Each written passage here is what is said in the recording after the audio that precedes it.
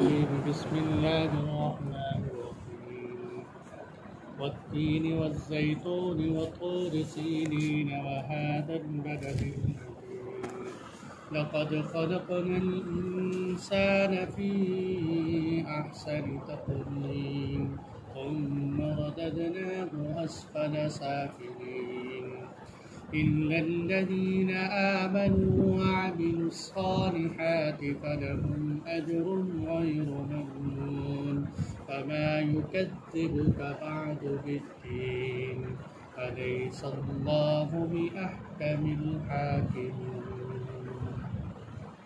صدق اللہ العظیم۔ یہ سورۃ التین ہے۔ اس صورت میں اللہ جل جلالہ نے 4 قسمیں کھائیں، جس میں سے 2 درختوں کی قسمیں کھائیں اور 2 مقامات کی قسمیں کھائیں۔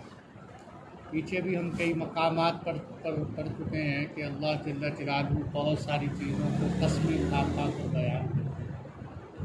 تو قسم کے حوالے سے ایک ضابطہ ہمیں یہ بھی یاد رکھنا چاہیے کہ اللہ تعالیٰ تو قوانین اور اصول سے بالا تر براء البراء ہے، وہ جس چیز کی چاہے قسم کھائے، لیکن عام انسانوں کو اولاً تو قسم کھانی نہیں چاہیے، بلا وجہ بلا ضرورت قسم نہیں کھانی چاہیے۔ امام شافعی رحمۃ اللہ علیہ فرماتے ہیں میں نے ساری زندگی قسم نہیں کھائی۔ امام شافعی رحمۃ اللہ علیہ فرماتے ہیں کہ میں نے ساری زندگی قسم نہیں کھائی، اور اگر قسم کھانی بھی ہو تو قسم کا ضابطہ یہ ہے کہ قسم صرف اللہ کی ذات اور صفات کی کھانی چاہیے، کسی اور چیز کی قسم نہیں کھانی چاہیے۔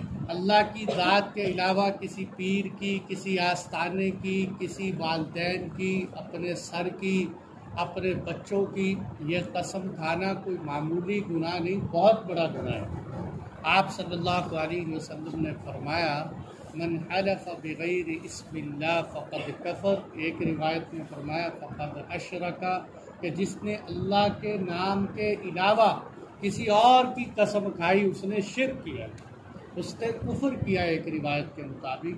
تو اس لیے کسی اور کے نام کی قسم کھانا یہ بہت سخت گناہ ہے۔ قسم کھانی ہو تو واللہ باللہ تاللہ، اللہ کی قسم، اللہ کی ذات کی قسم، اللہ کی صفات کی قسم، اس طرح کی قسمیں کھانی چاہیے۔ ہاں یہ بات بھی ہے کہ بہت سارے بھائی یہ کہتے ہیں کہ جی قسم چاہے سچی کھاؤ چاہے جھوٹی کھاؤ اس کا نقصان ضرور ہوتا ہے۔ ایسی بات بھی نہیں، یہ بھی غلط بات ہے۔ اگر انسان حق پر ہو تو اس کو قسم کھانی چاہیے، اگر حق پر ہے وہ قسم کھا لے تو یہ نہیں ہے کہ اس سے اس کو نقصان پہنچے گا۔ حضور صلی اللہ علیہ وسلم نے کئی مواقع پر قسمیں کھائی۔ آپ صلی اللہ علیہ وسلم نے اپنے اوپر شہد کے بارے میں قسم کھائی، اور کئی مقامات پر آپ نے قسم کھائی۔ تو ایسی بات بھی نہیں جیسے عوام میں مشہور ہو گیا کہ قسم چاہے سچی کھاؤ چاہے جھوٹی کھاؤ، جی اس کی ایک اپنا وبال اور مصیبتیں ہوتی۔ اور ایک اور بات ہمارے ہاں بڑی مشہور ہو گئی ہے کہ جی جھوٹی قسم کھا لو بعد میں اس کا کفارہ دے دو، جھوٹی قسم کھا لو بعد میں اس کا، جھوٹی قسم کا کفارہ نہیں ہوتا، جھوٹی قسم کا گناہ ہوتا ہے، کفارہ کوئی نہیں ہوتا۔ دیکھیں قسموں کی 3 قسمیں بڑی بڑی، آگے بھی ہم قرآن میں کئی مقامات پڑھیں گے، ہمیں یہ سمجھنی چاہیے۔ پہلی قسم تو انسان کا تقیہ کلام ہے کہ وہ بات بات میں کہتے ہیں قسم سے، قسم سے، اللہ کی قسم، قرآن کی قسم، رحمان کی قسم، بات بات پہ ویسے ہی اس کی زبان سے نکلتا رہتے ہیں۔ اس کو یمین لغو کہتے ہیں قرآن کی روح سے۔ لا یؤاخذکم اللہ باللغو، اللہ تعالیٰ فرماتے ہیں ہم تم سے لغو قسموں پر مواخذہ نہیں کرتے، تمہیں سزا نہیں دیتے۔ یہ کوئی بات نہیں، عادت تو ایسی نہیں ہونی چاہیے، لیکن ہے تو اس پہ کوئی گناہ نہیں، کوئی کفارہ نہیں۔ اسی طرح یمین لغو اس کو بھی کہتے ہیں کہ آپ نے زمانے ماضی میں کوئی کام کیا، مثال کے طور پر آپ نے جمعے کی نماز جو ہے اس مسجد میں ادا کی، اب آپ کو یہ جو ہے شک ہوا کہ میں نے جمعے کی نماز تو اس مسجد میں ادا کی ہے اور حقیقتاً آپ نے یہاں نماز ادا نہیں کی تھی، آپ کسی کو کہتے ہیں اللہ کی قسم میں نے یہی جمعے کی نماز پڑھی، حالانکہ حقیقت میں نہیں پڑھی، لیکن جب آپ قسم کھا رہے ہیں آپ کو یقین ہے کہ یہ کام میں نے ایسے ہی کیا ہے، تو اس پر بھی شریعت میں کوئی مواخذہ نہیں۔ اس لیے کہ قسم کھاتے ہوئے تمہاری نیت درست تھی اور تم سچے سمجھ کے اپنے آپ کو قسم کھا رہے تھے۔ دوسری قسم کی قسم کیا ہے؟ وہ کہتے ہیں یمین غموس، گزشتہ کسی زمانے کے بارے میں یہی جو میں نے قسم بتائی، اس میں جان بوجھ کر جھوٹی قسم کھانا، پتہ بھی ہے کہ میں نے جمعہ یہاں نہیں پڑھا پھر بھی کہتا ہے اللہ کی قسم پڑھے۔ اس قسم پر بھی کفارہ تو نہیں ہے لیکن گناہ بہت سخت ہے۔ آپ صلی اللہ علیہ وسلم نے اس کو شرک کے بعد گنوایا، کبائر گناہوں میں سے گنوایا ہے جھوٹی گواہی اور جھوٹی قسم، کہ بہت سخت گناہ ہے۔ تیسری قسم ہوتی ہے آنے والے زمانے کے بارے میں قسم کھانا، کہ میں ایک ہفتے بعد یوں کروں گا، میں ایک مہینے بعد ایسا کروں گا، اللہ کی قسم میں تجھ سے بات نہیں کروں گا، اللہ کی قسم میں یہ کروں گا۔ اس قسم کو توڑنے پر کفارہ ہوتا ہے۔ یہ تیسری قسم جو ہے مستقبل کے بارے میں جو کھائی جاتی ہے، اگر تو کسی نیک کام کی قسم اس کو پورا کر لیا تو بہت اچھی بات، پورا نہیں کیا تو اس کا کفارہ دے دو، اور اگر کسی گناہ کے کام کی قسم کھائی ہے تو انسان کو ایسی قسم توڑ دینی چاہیے۔ قسم کھا لی میں نماز نہیں پڑھوں گا، قسم کھا لی میں صلح نہیں کرواؤں گا، قسم کھا لی میں کوئی نیکی کا کام نہیں کروں، تو ایسی قسمیں توڑ کے اس کا کفارہ دے دینا چاہیے۔ قسم کا کفارہ بھی اللہ نے قرآن میں بتایا، بہت آسان، کہ آپ ایسا کرو کہ غلام آزاد کر دو۔ غلام آزاد نہیں ہوتا، 10 مسکینوں کو کھانا کھلا دو، 10 مسکینوں کو آپ جو ہے صبح شام 2 وقت کا کھانا کھلا دو۔ وہ نہیں ہو سکتا، آپ جو ہے 10 مسکینوں کو کپڑا پہنا دو، لباس ہو جس پہ وہ نماز ادا کر سکتا ہو، اور اگر کسی سے یہ بھی نہ ہو سکے تو پھر 3 دن کے روزے رکھ دو۔ یہ قسم کا کفارہ ہے۔ تو اب آئیے، اللہ تعالیٰ نے قرآن میں قسمیں کھائی، 4 قسمیں، فرمایا والتین والزیتون، تین کہتے ہیں انجیر کو، قسم ہے انجیر کی، والزیتون قسم ہے زیتون کی، وطور سینین قسم ہے طور سینا پہاڑ کی، وہذا البلد الامین اور قسم ہے اس امن والے شہر یعنی مکہ المکرمہ۔ اب حضور صلی اللہ علیہ وسلم کے بارے میں ہم پیچھے پڑھ چکے ہیں کہ اللہ تعالیٰ نے فرمایا لا اقسم بہذا البلد، اس شہر کی قسم، وانت حل بہذا البلد، اس شہر کے کیا کہنے کہ اس شہر میں آپ جیسی عظیم الشان ہستی رہتی ہے۔ تو یہ مکہ المکرمہ۔ اب یہاں 4 قسمیں فرمائیں، اس میں سے بعض علماء کا کہنا تو یہ ہے کہ یہ چاروں کی چاروں قسمیں کسی جگہ کے بارے میں اللہ تعالیٰ کھا رہے، یا جیسے انجیر اور زیتون سے مراد انجیر اور زیتون کی قسم نہیں، بلکہ جس جگہ پہ یہ زیادہ اگتے ہیں وہاں کی قسم ہے۔ اور تین اور زیتون سب سے زیادہ سرزمین انبیاء شام میں ہوتے ہیں، انجیر اور زیتون، تو اس سے قسم سے مراد کیا ہے؟ سرزمین شام کی قسم۔ وطور سینین، طور اس پہاڑ کو کہتے ہیں جس پہ موسیٰ علیہ السلام اللہ سے ہم کلام ہوئے، کوہ طور پر موسیٰ علیہ السلام کی اللہ تعالیٰ سے گفتگو ہوئی، اس علاقے کو سینا کہتے ہیں۔ تو وطور سینین وہ علاقہ اور وہ پہاڑ مراد، وہذا البلد الامین اس سے مراد مکہ المکرمہ ہے۔ یہ چاروں مقامات، اور مفتی محمد شفیع صاحب لکھتے ہیں کہ اللہ تعالیٰ نے ان 4 جگہوں کی قسمیں اس لیے بھی کھائی کہ یہ چاروں مقامات برکت والے اور بہت زیادہ فائدے والے مقامات ہیں، اس لیے کہ جو سرزمین انبیاء ہے وہ بھی کثیر فائدے والی سرزمین ہے، اور اسی طرح طور سینا جس پہ موسیٰ علیہ السلام اللہ سے ہم کلام ہوئے، برکتوں والی، اور شہر مکہ کی برکتوں کے تو کیا کہنے۔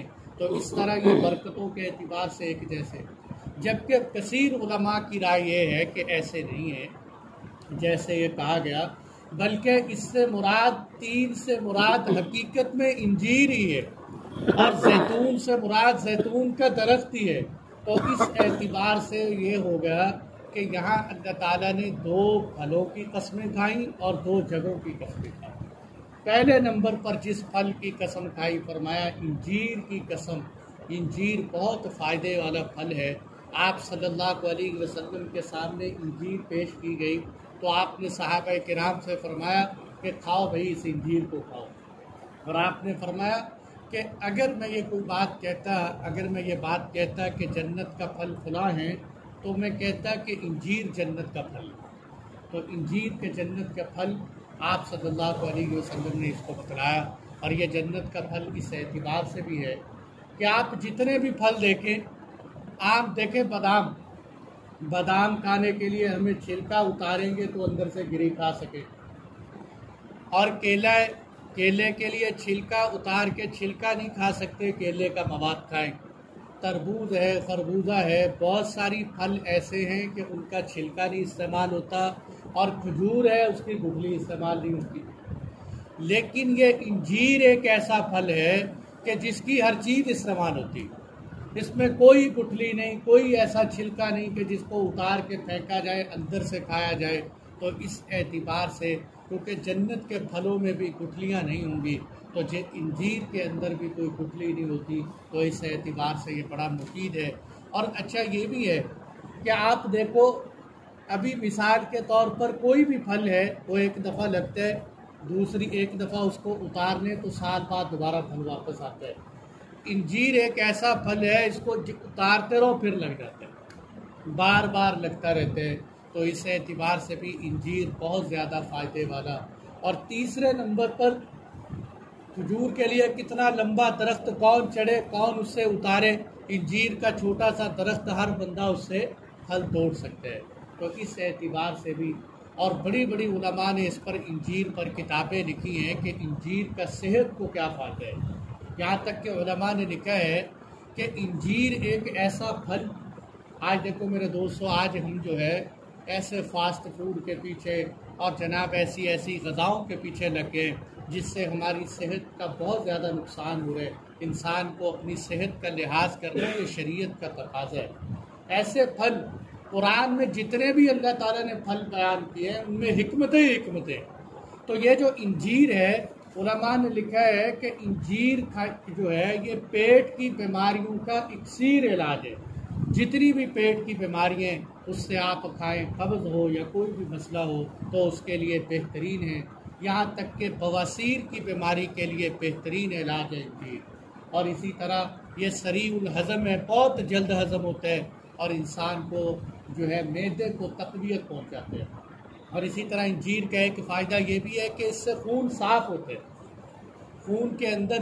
اس لیے آپ دیکھیں گے یہ جو شام، ترکی اور عرب ممالک کے جو لوگ ہیں جو یہ انجیر اور زیتون کثرت سے استعمال کرتے ہیں، آپ دیکھیں گے کہ ان کے چہروں کے اوپر ایک سرخی نظر آئے گی، حشاش بشاش خوبصورت چہرے نظر آئیں گے، اس لیے کہ یہ خون کو صاف کرتی ہے انجیر۔ اور یہاں تک کہ گردے واش کروانے والے جو ڈائلیسس کے مریض لوگ ہیں ان کے لیے بھی انجیر بہت بہترین چیز ہے۔ تو اس لیے فرمایا انجیر کی قسم۔ اور انجیر ایک ایسا پھل ہے کہ یہ کچا بھی استعمال کیا جاتا ہے اور خشک ہو کر بھی استعمال۔ سبز ابھی پکا ہوا ہے درخت پر، اس وقت تر و تازہ اتار کے کھاؤ تب بھی مفید ہے، اور جب یہ خشک ہو جائے اس وقت اس کو کھاؤ تب بھی مفید ہے۔ تو اس لیے فرمایا انجیر کی قسم۔ اور آگے دوسرے نمبر پر فرمایا زیتون کی قسم۔ زیتون تو وہ درخت ہے کہ جس کے بارے میں قرآن نے کہا شجرۃ مبارکہ، یہ بڑی برکت والا درخت ہے، شجرۃ مبارکہ زیتونۃ لا شرقیۃ ولا غربیہ۔ قرآن نے زیتون کی کئی مقامات پر تعریف کی ہے۔ زیتون بہت اچھی چیز، حضرات انبیاء کرام علیہم الصلاۃ والسلام زیتون استعمال فرمایا کرتے ہیں۔ ایک حدیث میں آپ نے فرمایا زیتون کھاؤ، اس کو استعمال کرو کہ یہ مبارک پھل ہے، مبارک پھل۔ تو زیتون اگر میرے دوستوں خالص زیتون ہو، کیمیکل نہ ہو جیسے آج کل ملتے ہیں، وگرنہ اگر اصل زیتون ہو تو یہ انسان صبح کو 1 چمچ اور شام کو 1 چمچ لے تو یہ پٹھوں کے لیے، کمر کے لیے اور اس طرح جوڑ دردوں کے لیے بہت زیادہ مفید ہے۔ کہ زیتون یہ مولانا مکی صاحب کا میں سن رہا تھا ایک دن، اپنے جو حرم میں ہوتے ہیں درس دیتے ہیں، کہتے ہیں ایک دفعہ جو ہے مجھے ایک بیماری لگ گئی۔ بیماری اتنی زیادہ خطرناک تھی کہ حج کے ایام چل رہے تھے، اور حج کے ایام میں فضلات یعنی پاخانہ بالکل سیاہ آنا شروع ہو، معدے میں زخم ہونے شروع ہو گئے۔ جب ڈاکٹروں کو دکھایا تو انہوں نے کہا ایک بڑا خطرناک جرثومہ ہے، یہ انسان کو لگ جائے تو اس لیے آپ کو ٹرپل اینٹی بائیوٹک استعمال کرنی پڑے گی، یعنی ایک ہی وقت میں آپ کو 3 اینٹی بائیوٹک گولیاں کھانی پڑے گی۔ کہتے وہ میں نے کھائیں اور اس کے بعد پھر ٹیسٹ کروایا تو وہ جرثومہ ابھی بھی موجود. پھر انہوں نے کہا جی آپ پھر لگوائیں، پھر لگوایا، پھر وہ گولیاں استعمال کی، پھر ٹیسٹ کروایا تو پھر ویسے ہی. کہتے ایک دن میں بیٹھا کتاب پڑھ رہا تھا، کسی ملک شام کے ایک عالم کی لکھی ہوئی تھی کہ زیتون کے اندر اللہ نے پیٹ کی تمام بیماریوں سے شفا رکھی. میں نے صبح کو 1 چمچ اور شام کو 1 چمچ زیتون کا استعمال کرنا شروع کر دیا، اور اس کے بعد جا کر میں نے ڈاکٹر کو دکھایا تو اس نے کہا اب آپ کو کوئی بیماری نہیں، اب آپ کو کسی قسم کا کوئی مرض نہیں. تو اس لیے یہ جو ہے نا، یہ نصر اللہ خان ایک ہوتے تھے، یہ ختم نبوت کے اندر انہوں نے بہت زیادہ کام کیا، آپ حضرات چاہتے ہو شاید. یہ آخری عمر تک ماشاءاللہ ان کے چہرے پہ جو ہے سرخی، عمر بہت ہو گئی لیکن سرخ. ان سے کسی نے پوچھا کہ حضرت آپ کیا استعمال کرتے ہیں؟ انہوں نے کہا میں صبح و شام زیتون استعمال کرتا ہوں، جس کی وجہ سے اللہ تعالیٰ نے مجھے ابھی تک اتنی طاقت اور قوت عطا فرمائی. تو یہ زیتون کے اندر اللہ تعالیٰ نے بڑے فوائد رکھے ہیں. اب امام ابن سیرین رحمۃ اللہ علیہ کے دور میں ایک شخص بیمار ہو گیا اور وہ بڑی اللہ سے دعائیں مانگ کرے، 2 نفل پڑھے کہ یا اللہ، سارے ڈاکٹروں نے لا علاج کر دیا، بیماری سمجھ نہیں آ رہی، کوئی حل بتائیے. جب وہ رات کو خواب میں سویا تو خواب آیا، کوئی خواب میں اس کو کہہ رہے کہ کل لامین، کہ آپ 2 لامے کھاؤ، اللہ تعالیٰ آپ کو شفا عطا فرما دے. 2 لامے کھاؤ، اللہ تعالیٰ آپ کو شفا عطا فرما دے. اب صبح اٹھ کے سوچنے لگا کہ لام کیسے کھائیں، لام لکھ کے کھائیں، لام تو پڑھنے والی چیز ہے، کوئی کھانے کی چیز تو ہے نہیں. امام ابن سیرین رحمۃ اللہ علیہ کے پاس گئے کہ حضرت میں نے خواب دیکھا اور یہ اس طرح میرے ساتھ نظارہ آیا. تو انہوں نے کہا پریشان ہونے کی کیا بات ہے، اللہ تعالیٰ نے تیری بڑی مہربانی فرمائی. اس لیے کہ اللہ قرآن میں فرماتے ہیں زیتونۃ لا شرقیۃ ولا غربیہ، زیتون کے ساتھ 2 لام استعمال فرمائے، لا شرقیہ ولا غربیہ. تو اس لیے 2 لاموں سے مراد زیتون ہے. آپ زیتون استعمال کرو، اللہ آپ کو شفا دے.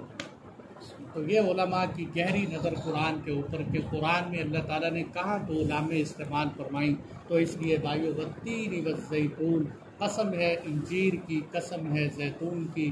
اور آگے فرمایا وطور سینین، قسم ہے طور سینا پہاڑ کی کہ جس پہ موسیٰ علیہ السلام اللہ سے ہم کلام ہوئے.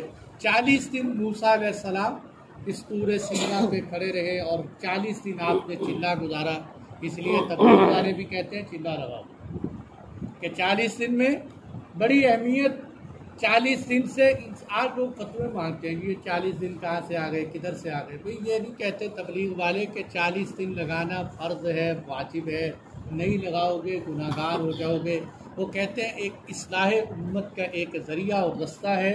ہو سکتا ہے 40 دن کے اندر اللہ تعالیٰ انسان کی زندگی کو پلٹ دیں، کہ 40 دن کو زندگی کے پلٹنے میں بڑا دخل.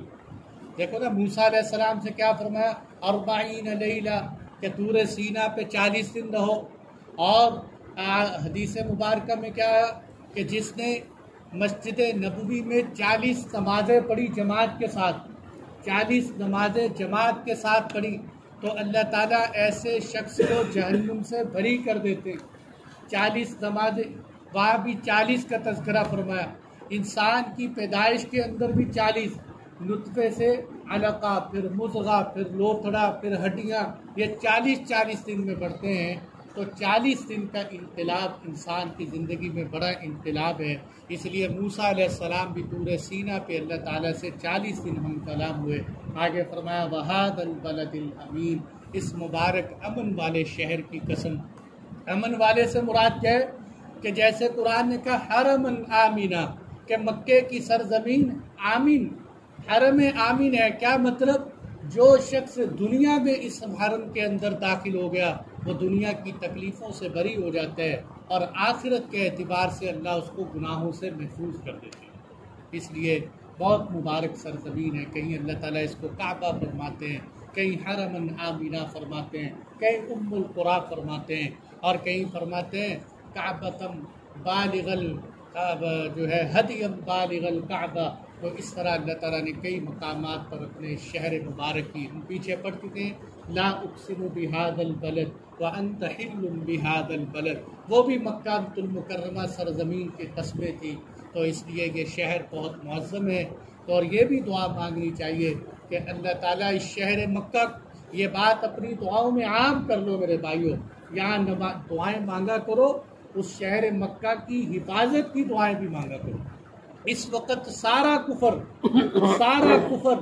پورے کفر کو یہ بات جو ہے ہضم نہیں ہو رہی کہ کس طرح مسلمانوں کا ایک بین الاقوامی اجتماع، دو چادروں کے اندر کیا گورے کیا کالے، کیا مشرق والے کیا مغرب والے، کیا عجم اور کیا عرب، سارے دیوانہ وار ایک ہی انداز میں بیت اللہ کے گرد طواف کر رہے ہیں۔ کوئی جناب حجر اسود کو بوسے دے رہے، کوئی حتیم میں نوافل پڑھ رہے، کوئی جناب وہاں پیچھے جو ہے مقام ابراہیم پر نوافل ادا کر رہے، کوئی زمزم پی رہے، کوئی گرا رہے، تو ان کو یہ باتیں ہضم نہیں ہوتی۔ اس لیے اس وقت ساری دنیا کا کفر متوجہ ہے کہ کسی نہ کسی طرح مسلمانوں کو اس سرزمین سے دور کر دیا جائے۔ تو اس لیے بھائیوں، اس سرزمین کی حفاظت کے لیے حضور پہلے فرما گئے تھے کہ اس شہر مبارک میں مشرکین کو داخل نہ ہونے دیں، اس شہر کے اندر کفار کو داخل نہ ہونے دیں۔ اس لیے شہر کی حفاظت کرنا بہت ضروری ہے، اور اس کے لیے اپنی دعاؤں میں یاد رکھا کریں۔ باقی انشاءاللہ جو جواب قسم ہے اگلے درس میں پڑھیں گے۔ اللہ تعالیٰ ہم سب کو عمل کی توفیق عطا فرمائے۔ جی بھائی، کسی ساتھی کا دوسرا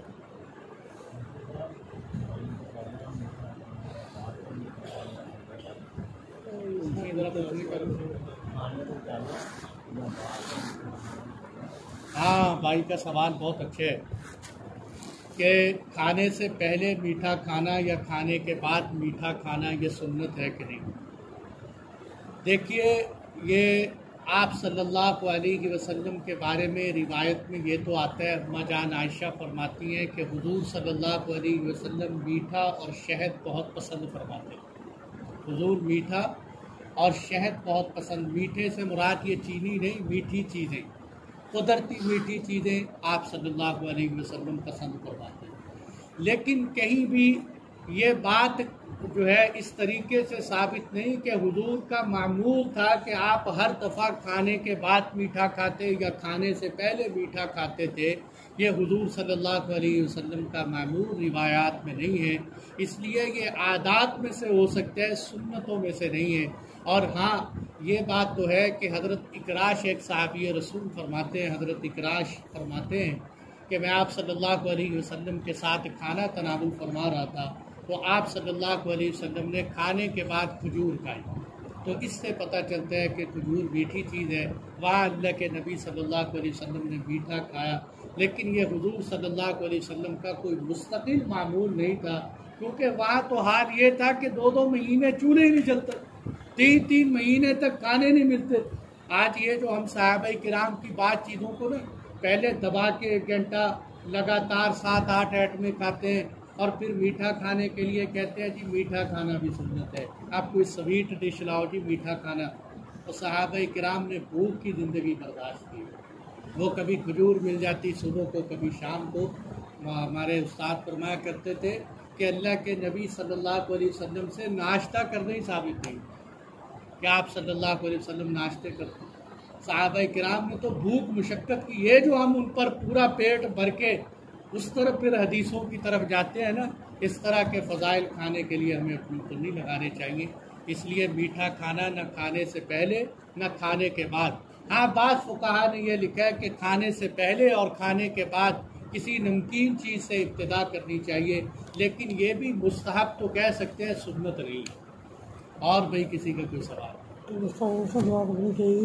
ہاں جی،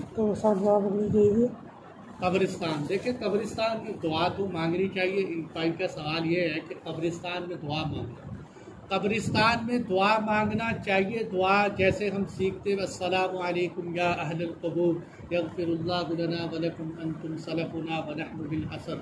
ہاں یہ ہے کہ رہی بات قبرستان میں ہاتھ اٹھا کر دعا مانگنا، قبرستان کے اندر عام طور پر دیکھو قبرستان میں انسان کو ہاتھ اٹھائے بغیر ہی دعا مانگنی چاہیے، تاکہ کوئی دیکھنے والا یہ نہ سمجھے کہ یہ صاحب قبر سے فریادیں مانگ رہے یا صاحب قبر کو حاجت روا سمجھ رہے۔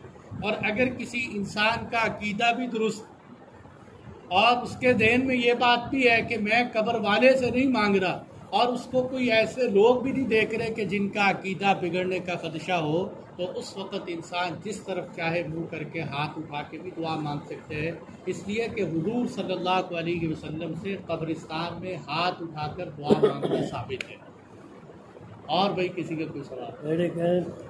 ایک باری قل ہو اللہ پڑھ لو، 3 بار ایک باری الحمد شریف پڑھ لو، 3 باری قل ہو اللہ پڑھ کے۔ ہاں، یہ بھی ایصال ثواب کا بہت اچھا طریقہ ہے۔ جی بھائی، اور کسی کا کوئی سوال؟ نماز کا حکم ہے، کال کے بعد کا حکم ہے، میرا دوسرا حکم ہے بھی اللہ کے رسول خرچ کرو، وہ کہڑا مال ہے؟ ہاں جی، دیکھیں بھائی کا بہت اچھا سوال ہے کہ قرآن مجید میں کئی مقامات پر تو اللہ تعالیٰ نے فرمایا کہ نماز کے ساتھ ساتھ زکوٰۃ کا حکم فرمایا۔ یہ زکوٰۃ بھی فی سبیل اللہ، اس کے علاوہ اللہ تعالیٰ نے کئی مقامات پر قرآن کریم میں فرمایا انفقوا مما رزقناہم، خرچ کرو ہمارے دیے ہوئے میں سے۔ یہاں اللہ تعالیٰ نے زکوٰۃ کا نام نہیں لیا۔ اس کا کیا مطلب ہے کہ زکوٰۃ کے علاوہ بھی اللہ کے راستے میں خرچ کرو۔ اور کئی ایسی آیتیں ہیں کہ جہاں اللہ تعالیٰ نے زکوٰۃ کا تذکرہ فرمایا اور اس کے بعد پھر خرچ کرنے کا فرمایا، تو اس سے علماء یہ نکالتے ہیں کہ اس سے نفلی خرچے اللہ کی راہ میں خرچہ کرنا۔ اور دیکھو قرآن شروع ہوتا ہے الذین یؤمنون بالغیب ویقیمون الصلاۃ ومما رزقناہم ینفقون، کہ ایمان والے وہ جو غیب پر ایمان رکھتے ہیں، نماز قائم کرتے ہیں اور ہمارے دیے ہوئے میں سے خرچ کرتے ہیں، ہمارے دیے ہوئے میں سے۔ اور وہاں جو قرآن میں ہم نے وَسَيُجَنَّبُهَا الْأَتْقَى الَّذِي يُؤْتِي مَالَهُ يَتَزَكَّى، یہ آیت حضرت ابو بکر صدیق کے بارے میں نازل ہوئی تھی کہ جنہوں نے اپنا مال اللہ کے راستے میں خرچ کیا تھا، تو اللہ تعالیٰ نے فرمایا تھا کہ وہ پرہیزگار لوگ جو اپنے مال کو اللہ کی راہ میں لگاتے ہیں تاکہ گناہوں سے پاک ہو جائیں۔ تو اس طرح کئی مقامات سے اور حدیثیں تو بھری پڑی ہیں۔ جی بھائی، کسی ساتھی کا کچھ؟ 40 میں تو دینا نہیں، 40 میں 40 میں دو دن پہ ہے مسئلہ اسلام یہ جو بعض علماء بڑا ہی کہنے یہ 40 میں ہو، 40 میں ہوا مطلب پورا نیت کا نہیں 40 میں بنا دیں گے۔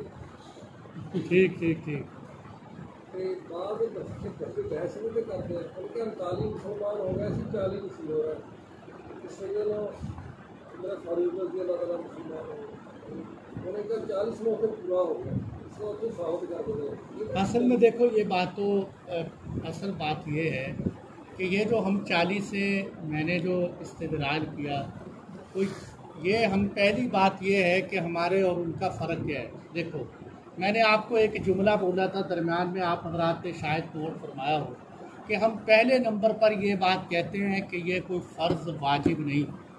ہم یہ نہیں کہتے کہ جس نے تبلیغ میں 40 دن نہیں لگائے وہ مشرک ہو گیا، وہ بدعتی ہو گیا، وہ فاسق فاجر ہو گیا۔ یہ صرف اصلاح احوال کے لیے ہم ضرور کہتے ہیں، لیکن یہ جو ہمارے دوسرے حضرات ہیں ان کے ہاں تو جو 40 میں کا نہیں کرتا وہ پکا مشرک ہو جاتا ہے، یا اس کو بدعتی کہتے ہیں، یا اس کو وہابی بنا دیتے ہیں، اس طرح کے اس پر الزام تراشی کرتے ہیں۔ یعنی ان کے نزدیک اس کا درجہ لزوم کا ہے، اور جو چیز لازم ہو اس کا صحیح حوالہ قرآن و حدیث سے ثابت کرنا چاہیے کہ کہاں۔ دیکھو حضور صلی اللہ علیہ وسلم فوت ہوئے، کتنے صحابہ کرام دنیا سے تشریف لے گئے، کسی ایک صحابی کا 40واں ہوا ہو، کسی پیغمبر کا 40واں ہوا ہو، کتنی وفاتیں ہوئی ہیں اس وقت سے لے کر، صحابہ تابعین تبع تابعین، کہیں دور تک بھی ہمیں کوئی ایسی بات نہیں ملتی۔ یہ صرف کھانے پینے کا ایک ڈھونگ رچا رکھے، اور جب کھانے پینے کی باری آتی ہے پھر تو سبحان اللہ دلائل بہت اچھے مل جاتے ہیں۔ تو ایسے دلائل، یہ تو حماقت کی بات ہے۔ عجیب بات میں آپ کو بتاؤں، کہتے ہیں وہ کچھ دن پہلے میرے سامنے ایک ساتھی نے بات کی، میں نے کہا تمہاری دلیل پہ بھی سبحان اللہ ہے۔ بعض دلائل ایسے ہوتے ہیں کہ ان پہ ہنسی آتی ہے۔ تو کہنے لگے کہ جی ارطغرل ڈرامہ لگتا ہے، کہتے ہیں ارطغرل ڈرامے والے جو ہیں وہ ترکی لوگ، تو اس میں پتہ نہیں کوئی سین آیا ہوگا ایسا کہ وہاں کوئی شخص اذان دیتے ہوئے اس نے اذان سے پہلے صلاۃ پڑھی، تو کہتے دیکھو جی یہ ترک والے ہیں اور ترکی لوگوں نے اس کے اندر صلاۃ پڑھی ہے، تو پتہ چلا کہ صلاۃ آج کی ایجاد نہیں، پرانی ایجاد ہے۔ اب دیکھو کیسی دلیل، کسی کے اندر ہلکی سی بھی اللہ نے عقل کی صلاحیت رکھی ہو تو وہ سوچے کہ بیوقوف آدمی یہ ڈرامے بنانے والے 14ویں صدی کے تیرے جیسے لوگ ہیں جنہوں نے یہ ڈرامہ بنایا ہے۔ اور اب دلائل کا حال یہ ہو گیا ہے کہ نہ قرآن ملا، نہ حدیث ملی، نہ ائمہ ملے، نہ فقہا ملے، ڈراموں سے استدلال شروع ہو گئے، تو امت اس حد تک چلی گئی ہے۔ اللہ کی حفاظت فرمائے۔ اور بھائی کسی کا کوئی سوال؟ ہاں اچھا، حضرت بھائی کا سوال یہ ہے کہ حضرت علی رضی اللہ عنہ کو مولا علی کہنا چاہیے کہ نہیں؟ یہ بات تھوڑی سی اب تفصیلی ہے تو میں آپ کو بتا دیتا ہوں، لیکن سمجھنا، اچھی طرح سمجھنا، انشاءاللہ آپ کو بات بڑے آسان طریقے سے سمجھنا۔ دیکھیں، حضور صلی اللہ علیہ وسلم نے یہ حدیث کب بیان کی؟ دین کب مکمل ہوا؟ دین مکمل ہوا ہے 9 ذی الحجہ، جب آپ صلی اللہ علیہ وسلم کا حجۃ الوداع چل رہا تھا۔ پوری بین الاقوامی دنیا سے اس وقت لوگ وہاں پہنچے ہوئے تھے کہ حضور کا آخری حج ہے، پتہ نہیں اس کے بعد حضور کے ساتھ حج کا موقع ملے یا نہ ملے۔ تو وہاں قرآن کی آیتیں اتری، الیوم اکملت لکم دینکم، آج دین مکمل ہو۔ 9 ذی الحجہ کو بین الاقوامی صحابہ کرام کا مجمع بیٹھا ہوا ہے۔ آپ صلی اللہ علیہ وسلم وہاں سے جب 9 ذی الحجہ کے بعد آپ کا حج مکمل ہو جاتا ہے تو کوئی جہاں سے آیا اپنے اپنے ممالک میں جانے شروع ہو جاتے ہیں۔ آپ صلی اللہ علیہ وسلم مدینہ منورہ سے آئے تھے تو آپ واپس مدینہ منورہ جا رہے تھے۔ اب رستے میں ایک غدیر خم آتے ہیں۔ خم جگہ کو کہتے ہیں، خم اس جگہ کا نام تھا جہاں آپ صلی اللہ علیہ وسلم ٹھہرے ہوئے۔ غدیر کنویں کو کہتے ہیں، اس چھپڑ کو یا کنویں کو کہہ لو۔ وہاں کیا ہوا کہ وہاں صحابہ کرام ٹھہرے ہوئے تھے کہ حضرت علی رضی اللہ عنہ اور حضرت خالد بن ولید رضی اللہ عنہ کا آپس میں اختلاف رائے ہو گیا۔ آپس میں جب کسی مسئلے پر اختلاف رائے ہوا تو وہ آپ صلی اللہ علیہ وسلم تک بات پہنچی۔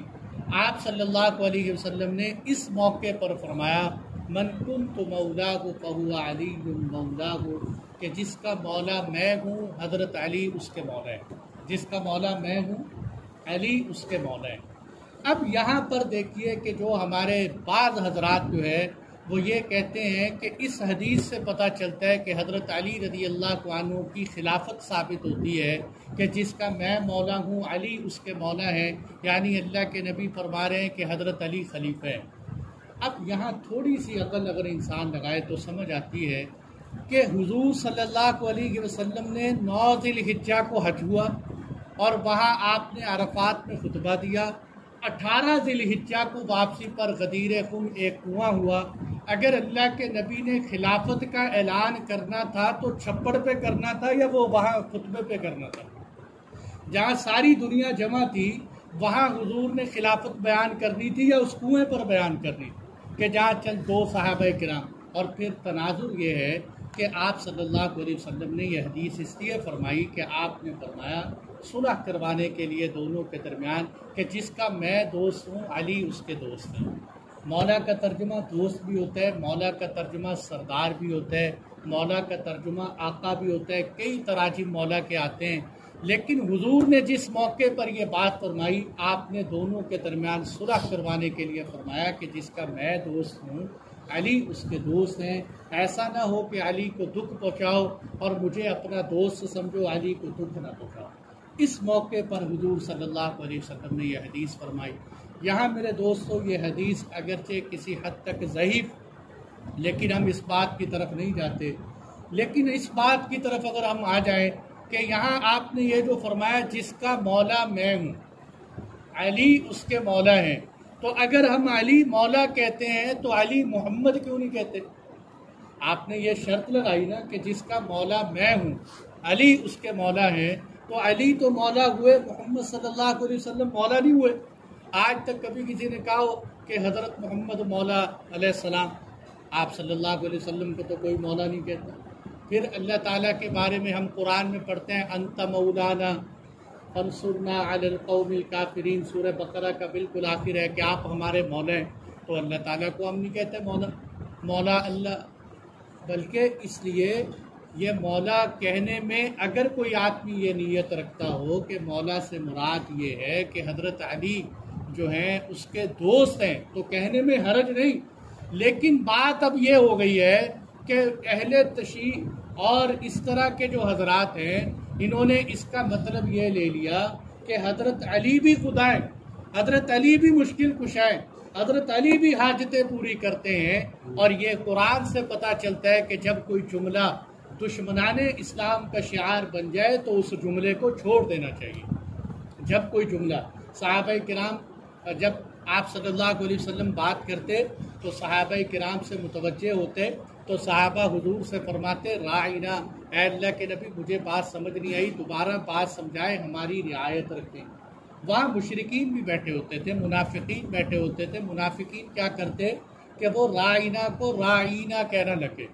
راعی کو عین کے بعد یا پڑھو تو اس کا مطلب ہوتا ہے چرواہا، وہ کہتے تھے راعینا یعنی اے ہمارے چرواہے، اور بظاہر حضور کو دھوکہ دیتے تھے۔ آپ صلی اللہ علیہ وسلم کو پتہ لگا تو آپ نے فرمایا یہ لفظ مشرکین کا، منافقین کا شعار بن گیا، لہذا اس لفظ کو چھوڑ دو۔ یا ایھا الذین آمنوا لا تقولوا راعینا، اے ایمان والو آج کے بعد راعینا نہ کہا کرو، اس لفظ کو چھوڑ دو۔ تو اس لیے ہم یہ کہتے ہیں کہ یہ لفظ مولا سے جو آج یہ بدباطی لوگ اس طرح کے استدلال کرتے ہیں تو اس لیے یہ لفظ نہیں کہنا چاہیے۔ جو کچھ کہا سنا گیا اللہ تعالی ہم سب کو عمل کرنے کی توفیق عطا فرمائے۔ الحمدللہ۔